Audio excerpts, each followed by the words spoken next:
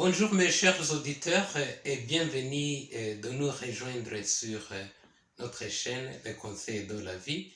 Aujourd'hui, on va parler des astuces pour améliorer le niveau de performance des élèves. Et merci beaucoup. Je pense que le sujet est très intéressant pour vous, en fait, d'aider vos élèves à améliorer leur niveau de performance. Eh bien, vous savez que dans nos écoles, il y a des élèves qui ont des problèmes sur le plan académique, des élèves qui échouent en classe. Eh bien, aujourd'hui, j'amène ce sujet portant sur l'amélioration du niveau de performance des élèves, en fait d'aider les enseignants à pouvoir aider ces élèves à améliorer le niveau de performance de leurs élèves. Et vous savez, pour que l'élève puisse avoir un niveau élevé de performance, il faut que son apprentissage soit donc efficace. Eh bien, il y a les facteurs alors psychologiques liés à l'apprenant qui influencent l'apprentissage. Parmi ces facteurs psychologiques, nous avons l'intérêt qui est la passion de l'élève ou l'envie d'étudier.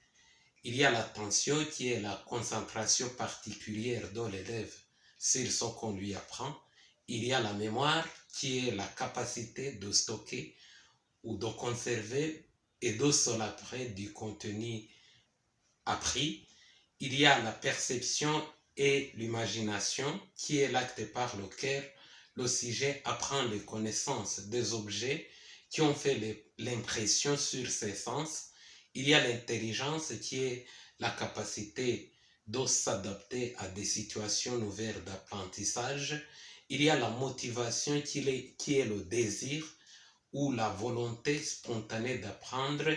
Il y a aussi la volonté qui est la faculté de vouloir et de se déterminer à faire quelque chose.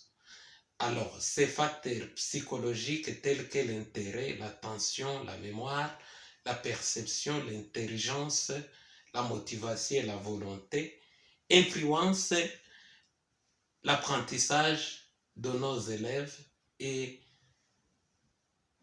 aussi le niveau de performance dans leur apprentissage.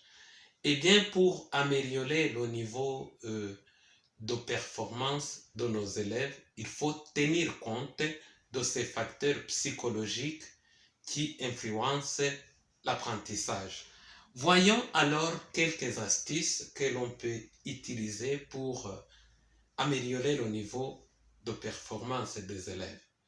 Premièrement, on peut améliorer la capacité de mémoriser que possède l'élève. Il y a des techniques mnémoniques ou bien des techniques de mémorisation que l'enseignant peut utiliser en fait d'aider l'élève à améliorer sa capacité de mémorisation.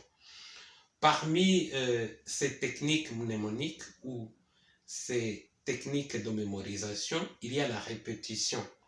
Par la répétition, l'enseignant doit répéter plusieurs fois le contenu et l'élève finira finalement à mémoriser le contenu. Deuxièmement, nous avons la récapitulation. Par la récapitulation, l'enseignant revient à des matières précédentes avant d'entamer d'autres leçons et après une séquence d'apprentissage, il revient en arrière sur les matières précédentes et il fait quelque chose comme la révision. Ceci aussi peut aider les élèves à se rappeler de ce qu'ils ont appris et en fait à mémoriser. Nous avons la récitation. Ici, l'enseignant transforme les matières ou le contenu sous forme de récitation et les élèves récitent. Je me rappelle quand on était en maternelle, on nous apprenait les jours de la semaine sous forme de chansons, sous forme de récitation et c'était très facile pour les élèves à mémoriser les jours de la semaine. Donc, si on transforme le contenu que nous enseignons aux élèves sous forme de récitation, ça va aider l'élève à bien mémoriser son contenu. Il y a des révisions. Des révisions se font après une séquence d'apprentissage pour préparer l'élève à l'examen. On revient sur les matières précédentes. On fait donc la vue totale de l'ensemble de contenu qu'on a enseigné à l'élève. C'est ça la révision. Donc, ces procédés mnémoniques tels que la répétition, la récapitulation, l'arrestation et la révision vont aider les élèves à mémoriser le contenu et la mémorisation va déboucher sur leur niveau de performance. Deuxièmement, il y a des techniques maintenant pour retenir l'attention des élèves. Vous savez, si l'élève n'est pas attentif, il ne peut pas apprendre mieux. C'est pour cette raison que l'attention est quelque chose de très important pour l'apprentissage de l'élève. En fait, pour maintenir et retenir l'attention des élèves, il y a 3 choses à faire. Premièrement, il faut varier les activités à donner aux élèves pendant la leçon. Si vous donnez à l'élève les activités variées pendant la leçon, l'élève ne va pas se fatiguer, il va voir la nouveauté dans ce qu'il a appris et ça va augmenter son niveau de curiosité et il va attirer l'attention sur ce qu'on lui apprend. Deuxièmement, il faut tenir compte des styles d'apprentissage des élèves. Il y a des élèves qui apprennent mieux par le style audiovisuel, le style visuel, le style kinesthétique, c'est-à-dire qui apprend donc en touchant quelque chose, en faisant des manipulations.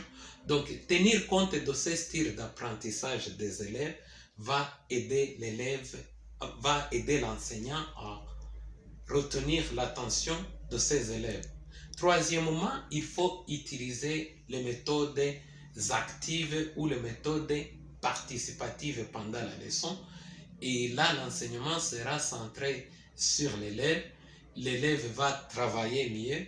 Nous, on peut parler par exemple de méthodes groupales, et les techniques de découverte, le brainstorming, ainsi de suite. Donc, si on utilise les méthodes participatives ou les méthodes actives pendant la leçon, au fur et à mesure que l'élève prend part dans son apprentissage et qu'il participe mieux, ça va retenir son attention.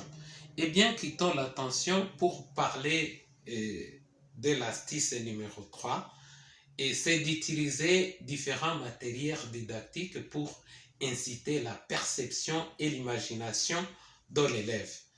Quatrièmement, il faut donner beaucoup d'exercices à l'élève, des exercices variés sur le contenu. Vous savez, on dit que la pratique mène à la performance.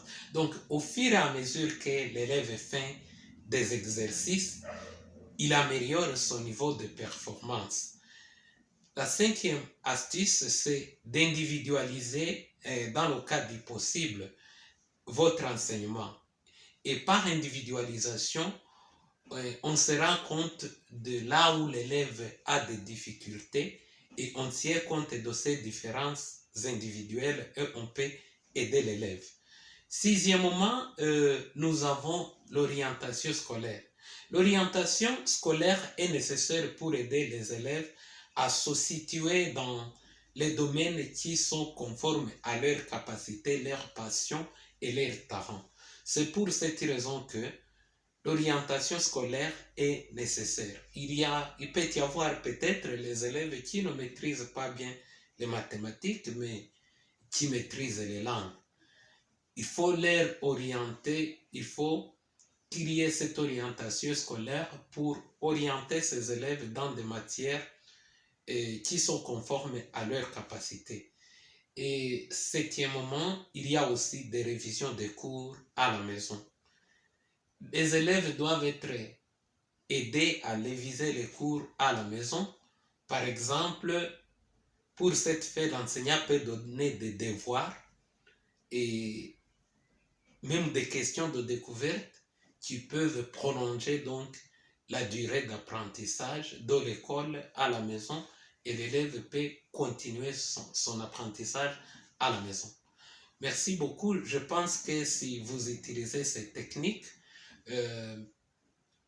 en incitant la mémoire de l'élève à bien mémoriser par des récitations, la récapitulation, la révision et la récitation, ainsi que attirer l'attention de l'élève par les activités variées, beaucoup d'exercices et varier les méthodes, utiliser les méthodes actives, en utilisant le matériel didactique pour inciter l'élève, la perception de l'élève et son imagination, en donnant beaucoup d'exercices aux élèves sur le contenu et en individualisant dans le cadre du possible l'enseignement et en mettant en pratique, en mettant sur place l'orientation scolaire pour aider les élèves à s'orienter dans les domaines qui sont conformes à leurs capacités, leurs passions et leurs talents, ainsi que la révision des cours à la maison. Les élèves amélioreront seulement leur niveau d'apprentissage, leur niveau de performance. Chers enseignants, utilisez ces astuces, ça va aider les élèves à mémoriser leur niveau d'apprentissage. Merci beaucoup, à la prochaine occasion.